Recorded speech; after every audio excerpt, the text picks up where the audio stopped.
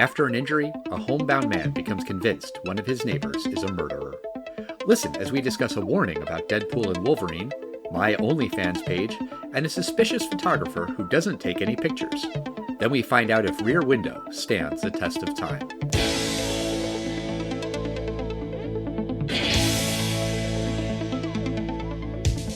Test of time, James and Alan have their say. Do the movies you love still hold up today? James says gladiator with a glut. Alan says as a father, blah blah. It's the test of time, James and Alan have their say. Do the movies you love still hold up today? Test of time, James and Alan have their say. Do the movies you love still hold up today? Hello, everyone, and welcome to the Test of Time. I'm James Brief, and I am going to introduce my co-host, my buddy and pal, and a movie connoisseur, Ooh. Alan Noah. How you doing, Al? Thank you. I am doing very well. How are you doing this evening? I'm doing very, very well. I'm having a great summer. Good. Work's good, and my friends are good. I'm doing a podcast. I got to watch a Hitchcock movie I'd never seen before. I thought I had seen this film, but I actually never seen this film. Oh, you said last week that you went through a Hitchcock phase and you remembered this and one other Hitchcock movie. I'm blanking on which one you mentioned. Oh, Strangers on a Train. Yeah, Strangers on a Train. And that I remember. But I had not seen this film. No, I'd never seen this film, so I was mistaken. I guess, Al, after almost 450 episodes, that would be, I guess, my first mistake ever. This is episode 424, which counts as one of many mistakes, but that's okay. But before we get into Rear Window, you finally saw Deadpool and Wolverine, so I feel like we should take a couple minutes and talk about Deadpool and Wolverine. Okay, so first of all, I love that he says finally, because Al, I was away with my family on a vacation, so excuses. It was a little family vacation. Grandma and grandpa, and no, we didn't have time to see Wolverine and Deadpool. Deadpool and Wolverine. Deadpool and Wolverine. Yes, James did. I guess that's the second mistake ever. Wait, your grandma and grandpa didn't want to see Deadpool and Wolverine? No, sadly, my grandma and grandpa, I wonder what they would have thought of. But you saw it opening night, right, Al? Well, I saw it on July 26th, which was the Friday night. Does that count as opening night? Because now every movie that opens on Friday really technically opens on that Thursday night. We did not see it on the Thursday night. We saw it on the Friday night. Close enough. Let's call it opening night. I saw it with my son Eli and some other friends of ours, another family. Courtney took our daughter to see Despicable Me 4 at the same time, at the same theater. It was really, really funny as we walked in because Eli is 14, almost 15. He looks like a big kid. This other family that we saw the movie with, they went with their 10-year-old son. He looks younger. And so we kind of got the warning from the guy who took our tickets. He was like, I just have to let you know that this movie is rated R for violence, strong language, and sexual innuendos. He stumbled over that word. It was really funny. And my friend's daughter, who's Eli's age, like 14 years old, she was like, oh my God, that was so awkward. And I was like, yeah, that's kind of what makes it hilarious. But we all had a really good time. Everyone was into it. Everyone was laughing a lot. I really enjoyed the movie. Eli enjoyed it. My friends enjoyed it. It was a blast. What did you think? I actually really, really enjoyed some of the surprises in the film. Some of my favorites being all of the 20th Century Fox cameos. I had no idea. I think actually I had heard Elektra, Wesley Snipes. I was completely shocked by.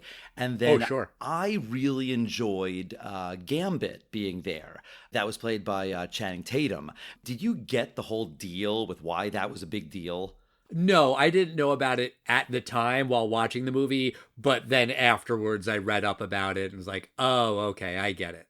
Channing Tatum had been trying to make the Gambit film for years. People thought were following it over the years. I was following it over the years, and they've greenlit it again, and a director has been selected for the Gambit film, and director leaves Gambit film, and it just never happened. So Ryan Reynolds kind of called him up and was like, "Hey, do you want to play the character?" And it was really cool thing. Just I thought he played it well, for the role that he needed, this small role here. And the whole point was this is kind of a send off to that whole 20th Century Foxiverse, and I thought it was pretty cool. I like that they kind of leaned into the TVA stuff, which was from Loki. I forget. Did you watch Loki on Disney Plus? I watched some of it, so I was able to follow kind of. It didn't really matter. I'll tell you, I did not need to know who those characters were. Were any of those people in the show? I think maybe like one or two of them, not like the main bad guy, the dude from Succession, Matthew McFadden.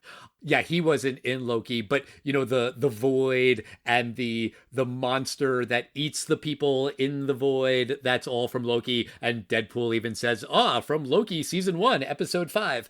One criticism that I saw about the movie was that it felt more like the Fox movies and not really like an MCU movie, which I do think is fair. Like, it was supposed to kind of bridge that gap, and I think it kind of was more in the Fox-averse, I guess, but that's fine. I thought that the kind of more surprising thing was that it didn't explicitly end with Deadpool in the sacred timeline.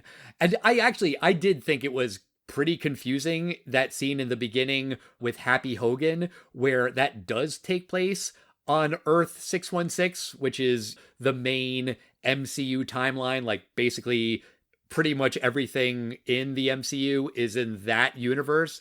But like, Deadpool isn't in that world. He's on a different Earth, but it's like implied that he used the Cable watch from Deadpool 2 to not only go back in time, but to also switch universes. And that's not explained. And we walked out of the movie and we were all kind of confused by that. I guess I didn't want to get too bogged down in nitty gritty exposition, which I do understand, but I did find that confusing. Yeah, confusing enough. There was one time I really thought of you, and sometimes when I learn things like smash cuts and jump cuts, and I'm like, Al taught me that. When they're explaining kind of, here's what's going to happen. I'm going to use this machine to erase blow up universes and blah blah blah. And Deadpool, he looks at that machine that they're basically going to have to stop, and he goes, "What in the MacGuffin is that?" And I was like, "That's a great line." And Al taught me that word. I did? Yeah, I didn't know that word. You had mentioned it in some podcast. I thought you did, didn't you? Maybe. I mean, I feel like that's a word that used to be kind of like only movie buffs know, and I think everyone kind of knows it now. Is it at AMC or the Alamo Drafthouse? The bar is called MacGuffins now. That's pretty awesome. I mean, I'm saying you might have taught this to me in 2016. Oh, okay. But all right, let's get into Rear Window. I saw that the movie was celebrating its 70th anniversary, and I was like, okay, we gotta talk about Rear Window because I'd never seen it. I have seen a handful of Hitchcock movies. I've seen Psycho, The Birds, and Vertigo, but not a ton. I mean, Alfred Hitchcock was a super, super prolific director. I think like maybe 40, 50 some odd movies he directed, like a lot. Also, I think I've maybe only seen like one or two other James Stewart movies. It's a Wonderful Life, maybe one or two others. I've maybe never seen a Grace Kelly movie. So I really, really wanted to see Rear Window. But James, why don't you tell our listeners what the movie is all about? This film is directed by Alfred Hitchcock, as we said, and stars Jimmy Stewart, as LB or Jeff Jeffries. Which is weird. Why would that be his nickname? No, I've seen that before. Oh, we used to have a friend whose last name was Goodman, and his nickname was Goody. I guess, but Goody is not a name on its own. Well, anyway, Jeff, he plays a professional photographer who's confined in his New York City apartment because of a broken leg. And Jeff is visited by his girlfriend, Lisa, played by Grace Kelly, but Jeff is more interested in spying on his neighbors through his apartment's rear window. He becomes particularly interested in the Thorwalds, a married couple living across the courtyard. When Jeff notices the sudden appearance of Mrs. Thorwald, and the suspicious behavior of Mr. Thorwald, he begins to suspect that a murder has taken place. And Jeff enlists the help of Lisa and his nurse Stella to investigate further. As the trio delves deeper into the mystery, they gather evidence that seems to confirm Jeff's suspicions. The tension escalates in a thrilling and dramatic climax in classic Hitchcock fashion. So this was a big hit when it came out, right? This was like one of Hitchcock's biggest hits, I believe. Oh, yeah. It was had a budget of $1 million. I don't know if that was a lot, but let's just say, sure, it was. It was the 50s. Okay. It opened August 4th, 1954, September 1st, wide, and it wound up grossing on its $1 million budget $26 million. It ranked in the top 5 of the year. Okay. Number 1 was the film White Christmas. I don't know, maybe some year we'll do it on Christmas special, who knows. But number 2 is a film I really would love to revisit and see if it still kicks ass, because I thought as a kid it really was a great adventure. 20,000 Leagues Under the Sea with Kirk Douglas. And number 4 is Rear Window. So, massive hit. Well, so first off, the movie starts with a pretty epic oneer. Speaking of terms that I've taught you, you know what that means? A oneer? No. What the hell's a oneer? A oneer is a long shot without any cuts. So it's one shot, and it goes around the entire courtyard. It's not even an apartment. It is many apartment buildings that all face this same courtyard. And it does a really good job of establishing the world that is going to be explored in this movie. We see Jeff, and we see his neighbors, and we see inside Jeff's apartment. We see the pictures of his girlfriend, Lisa. We see the amazing shot that he got of the car accident, it's a NASCAR kind of thing, or F1, whatever. And, that's how he broke his leg. There's a lot of information in that oneer. A long oneer like that is always impressive. Some more than others. Scorsese does that a lot in his movies. There's a famous long one in Goodfellas. But I appreciated that shot. It gives you pretty much all of the context that you need. But as we start spending time with Jeff, and I'll just call him Jeff because that's what everyone in the movie calls him, even though I do think that's a stupid nickname, but whatever. He is such a fucking asshole, kind of to his nurse, but really specifically to Lisa. And I very, very quickly hated Jeff. I found him to be just a fucking piece of shit. And when they have that first fight early in the movie and she walks away, I was like, yeah, she has every right to walk away. I was kind of surprised that she came back. And she doesn't really explain why she comes back. I feel like one line of dialogue would have gone a long way of like, you've been cooped up in this apartment for 6 weeks and you're really cranky and I'm going to let this go, but don't you ever talk to me that way again. Like something like that I thought would have really helped, because I was just like, yeah, she should walk away and never fucking come back after the way he treats her. I understand where you're coming from there. As a physician, I don't work in a hospital now, but I've spent time, many years working in hospitals. There are patients that are chronically ill, and my advice is to lower your threshold about when they can be in a cranky, just kind of acting like a jerk mood for nothing you particularly did. I mean, this guy has a broken leg. It doesn't seem like he would necessarily be 100% confined to his apartment, because people with broken legs can use crutches and go downstairs. Like, I can assume that maybe this apartment is a walk-up. There is no elevator, which would make life easier. But he does have this nurse coming in to take care of him. Presumably that's because he works for this magazine and, you know, this is the 50s, so maybe magazines have big budgets. And if one of their photographers gets injured, oh, they're going to take care of you. You are going to get excellent medical care. I can totally buy that. But then, yeah, if he's going stir crazy in the apartment, it seems like possible for him to get out of the apartment. And I'm not an orthopedist, but there are some injuries that your leg has to be in certain positions and it has to be immobilized in certain positions. I'm not saying that's what this was, but yeah, I guess he could maybe use crutches, but they didn't explain it. But maybe they could have, with one sentence, explained that he has to basically be in a wheelchair. But I think for the purpose of the story, he does have to be confined to the wheelchair. Sure, but then again, one extra line of dialogue about, well, the leg was shattered in 17 places, so he can't go down the stairs. Okay, fine. I did want to bring up one line that Stella, the nurse, says, where she says that we've become a race of peeping Toms because Jeff is looking out the window and he's so obsessed with looking out the window. And holy shit, that sentiment very much stands the test of time.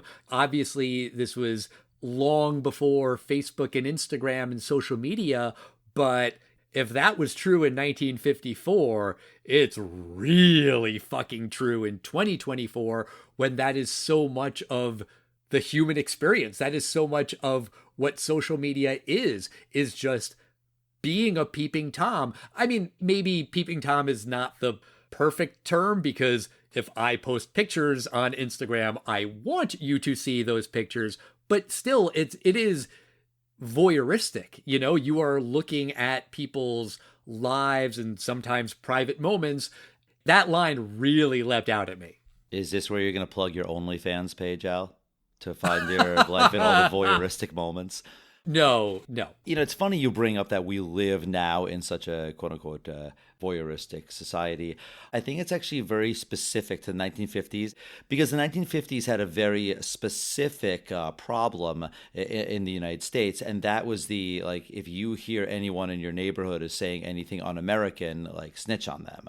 And there were these things called the House of Un-American Activities Committee. 1954, Hitchcock, I don't know if he's specifically making a reference to this, but yeah, it's definitely a scary time. And that came up again in the 2000s after 9/11, right? If you see something, say something. And that was a similar vibe of your neighbor could be a terrorist, so keep an eye out.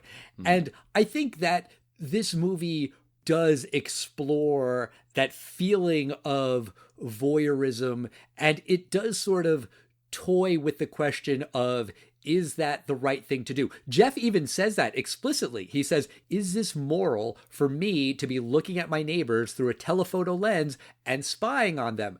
Maybe it's moral if I can prove that this guy didn't kill his wife. Is that moral? I think now we do have to get into the ending because in the end, he suspects that the neighbor killed his wife and he is proven correct. So I think you could very well make the argument that what this movie is saying, what Hitchcock is saying, is that, yeah, you should spy on your neighbors, that this kind of voyeurism, this intrusion of privacy, at least sometimes, is justified.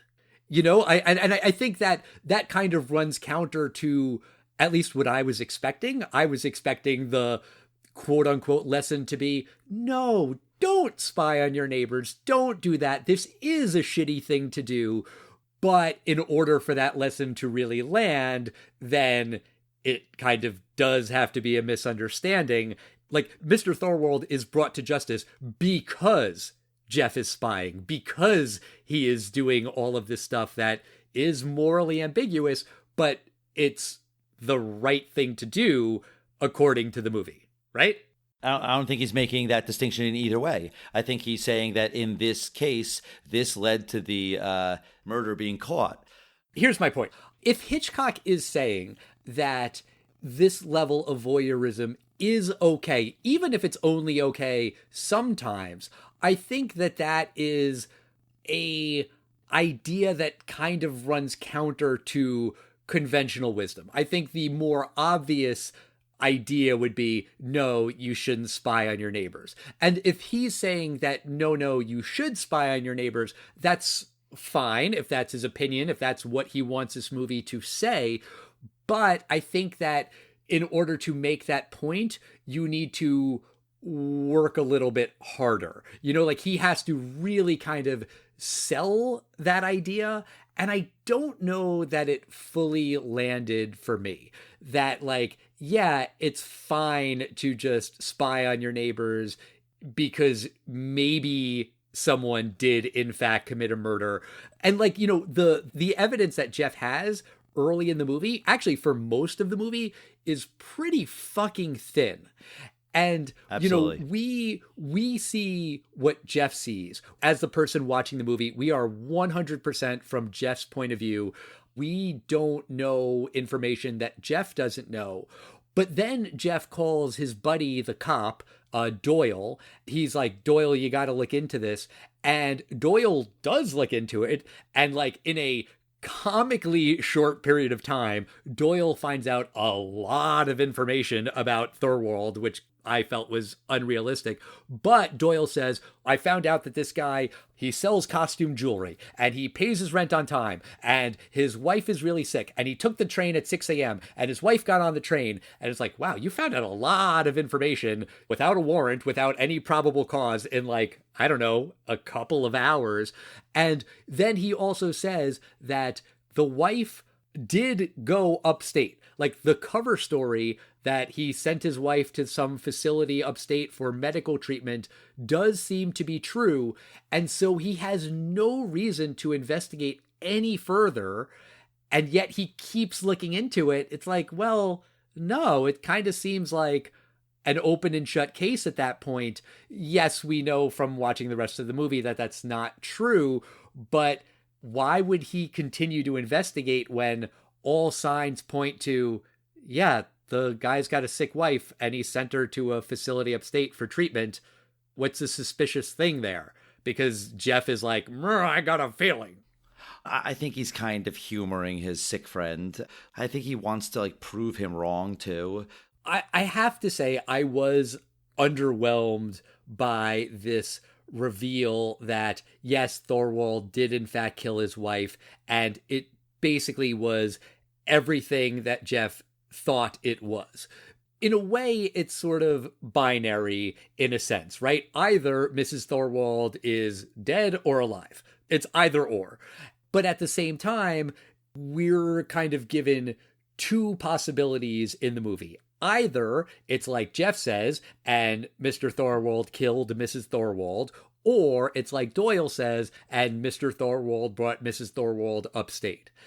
And really, I was expecting that the answer is not either of those two things, but it's really this third explanation, which maybe contains some elements of what Doyle said or what Jeff said, but there's a twist. Maybe Mr. Thorwald did kill Mrs. Thorwald, but he had help from the other neighbor, or he was going to bring her upstate, but something happened. Like, it just felt like there should be some twist, some other piece of information that is not just one of these two options that we had been given the entire movie. And I was like, wait, where's the twist? What's the twist? There's no fucking twist? Oh, that's lame. You know, I was actually surprised by the ending. In the Simpsons parody of Rear Window, when Bart Simpson sees all these clues that Ned Flanders has murdered his wife Maude, in the end, it turns out it's all misunderstanding, and every single piece of evidence that he saw is easily explained by scenarios that do not involve Ned Flanders murdering his wife and burying her in the backyard. As Bart had thought. And so I really, really thought, and I thought it was going to be in a little more adult way than just, a comedic comedy of errors of all those things. I thought that this was all going to be a misunderstanding, but I still like the ending. I kind of got a chuckle out of the special effect of Jimmy Stewart falling out of the window.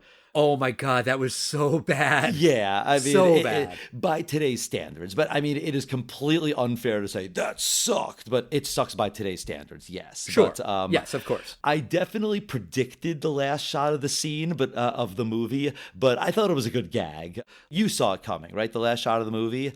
Oh, that he has both legs broken? Yeah, that is both legs broken, right? No, but like I get it as like a gag. I liked it. I was like, are they gonna do it? Both legs are broken. Wah wah wah wah. But then also like Thorwald confesses to everything in like 1 second.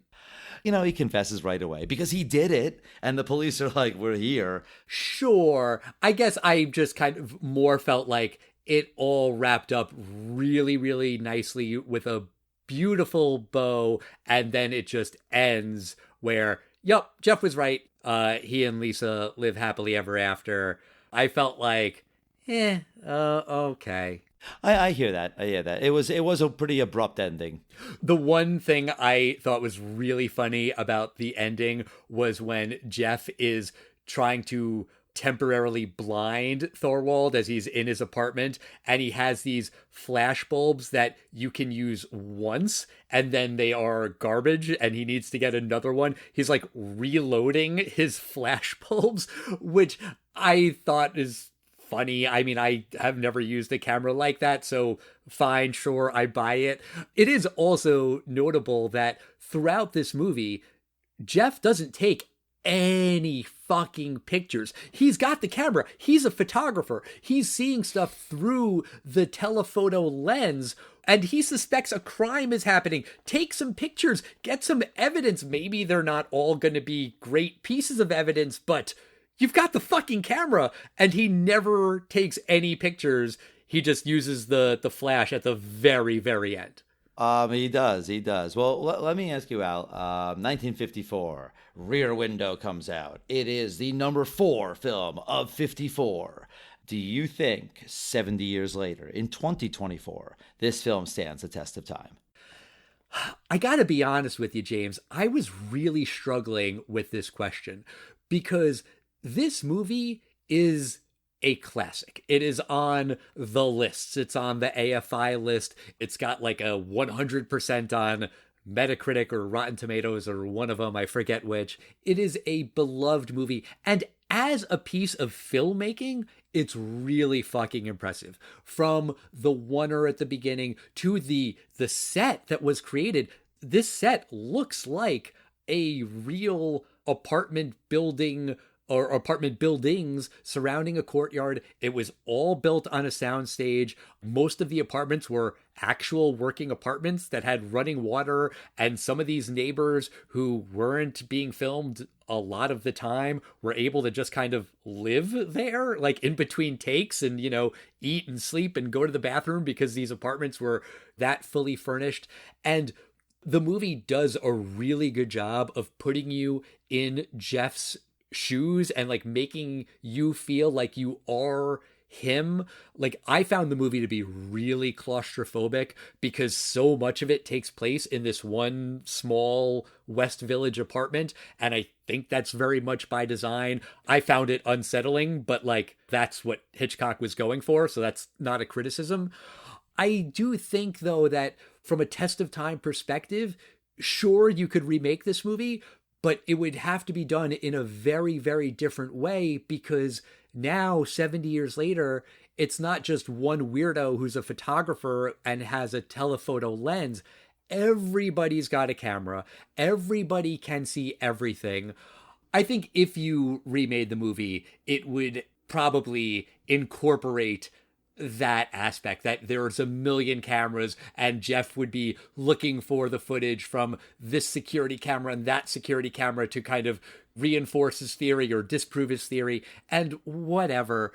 But I think more broadly, murder mysteries are very much a thing now. I don't have data to back this up, but I think they are more prevalent on television and in podcasts than in movies. You know, there's the Knives Out movies and Murder on the Orient Express and Death on the Nile and all those movies in that series, but there are just so many true crime podcasts, so many TV shows like on Max, on all of the streamers, True Detective, Only Murders in the Building, Mayor of Easttown. There's a million of them over just the past 5 years. And I do think that these kinds of stories do work better in a serialized format, TV or podcast, where you can dole out information little by little and there can be twists and turns along the way. I think in a movie, it's a little tougher to pull off. You know, Rian Johnson did it perfectly in Knives Out and Glass Onion, but I think if you were to make this movie today, there would need to be some kind of twist where the reveal isn't just, yep, it was just like Jeff said, or it was just like the cop said. It would need to be something else. And I really feel like the ending kind of makes the movie not stand the test of time, just because that's not how these kind of stories are told today in 2024. And that's not to say that this movie isn't a brilliant piece of filmmaking. It is. It definitely is. And it deserves all of the accolades. But I think looking at it from that sort of lens, no, it doesn't stand the test of time. That might get me some hate on Twitter or whatever, but based on that narrow definition, I'm going to say no. What do you think, James? Do you think Rear Window stands the test of time? For me, I found it fun. I do think the film stands the test of time. I really did find the film to be slower, though. I didn't mind it because Jimmy Stewart is so fun to watch. Grace Kelly, I mean, we didn't talk about her much, but she's Princess Grace, and like her life is just was so glamorous and tragic, and I just thought that the film was suspenseful. I don't know about the replayability of it as much, but I actually think that watching it again, I would be much more interested in watching just the other neighbors, just kind of watching them for what it is, because I was watching it in sort of like an M. Night Shyamalan, what is the clue about each of these that is going to piece it together? And, you know, I actually kind of would like to relax a little bit. It's a lot of tension in this film. So I take it back. I think there is some rewatchability. So yeah, for me, I found it interesting. It does stand the test of time. Okay, well, that's going to do it for us this week. Next week, we are going to be talking about Brewster's Millions. I'm so glad that you suggested we watch this movie. I've never seen it, but I remember the VHS tape from video stores when I was a kid, so I'm really excited to watch this movie. In the meantime, we want to hear your thoughts on Rear Window, on Hitchcock, on Grace Kelly, Jimmy Stewart, voyeurism, all of it. We are at Test of Time Pod on Facebook, X, Instagram, and Threads. And we'll see you next time, everybody. Bye.